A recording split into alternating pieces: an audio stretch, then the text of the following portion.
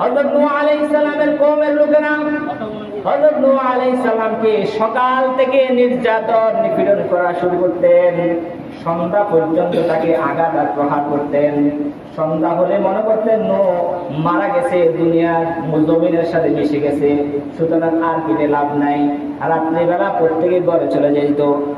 পরের দিন সকালে এসে দেখে নূহ আলাইহিস সালাম আবার জীবিত, তারা আবার নির্যাতন করত। এভাবে নির্যাতন করতে করতে এক পর্যায়ে হযরত নূহ আলাইহিস সালাম তার কওমের জন্য বদদুয়া করেছিলেন। কি করেছেন? বদদুয়া করেছেন। এই বদদুয়ার ফলস্বরূপ আল্লাহ পাক রব্বুল আলামিন মহাপ্লাবন দিয়ে নূহ আলাইহিস সালামের কওমের লোকদেরকে জমিনের সাথে মিশিয়ে দিয়েছেন। আল্লাহ তাআলা হযরত নূহ আলাইহিস সালামকে হুকুম দিলেন, হে নূহ, তুমি একটি কিস্তি বানাও, একটা নৌকা বানাও। সেই নৌকার মধ্যে তুমি সহ তোমার অধীনস্থ যারা আছে, তোমার কওম, তো যারা তোমার উপরে ঈমান এনেছে, তারা এই নৌকার মধ্যে আরোহণ করবে। আর বাকি সবগুলোকে আল্লাহ পাক রব্বুল আলামিন সমূলে ধ্বংস করে দিবেন বলে আল্লাহ তাআলা হযরত নূহ আলাইহিস সালামকে জানিয়ে দিলেন। হযরত নূহ আলাইহিস সালাম আল্লাহর হুকুমে কিস্তি বানানো শুরু করলেন, নৌকা বানানো শুরু করলেন। পাহাড়ের উপরে নৌকার কি কোনো প্রয়োজন আছে? কি বলেন? হ্যাঁ, আমাদের একটি ক্যাম্পের টিলার উপরে পুলিশেরা যদি একটা নৌকা বানায়, আমরা যে এদেরকে পাগল বলবো না?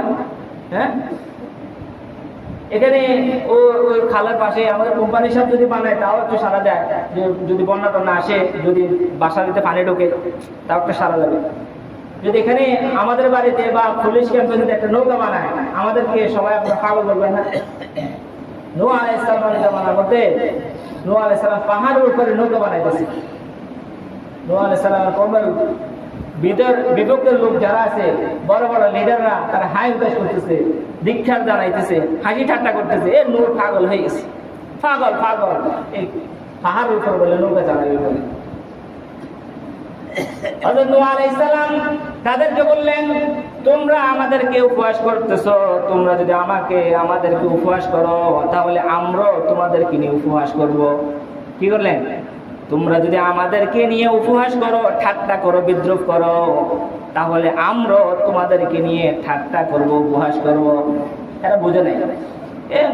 নূহ এমনি বলছি আর কি, বুঝে নাই।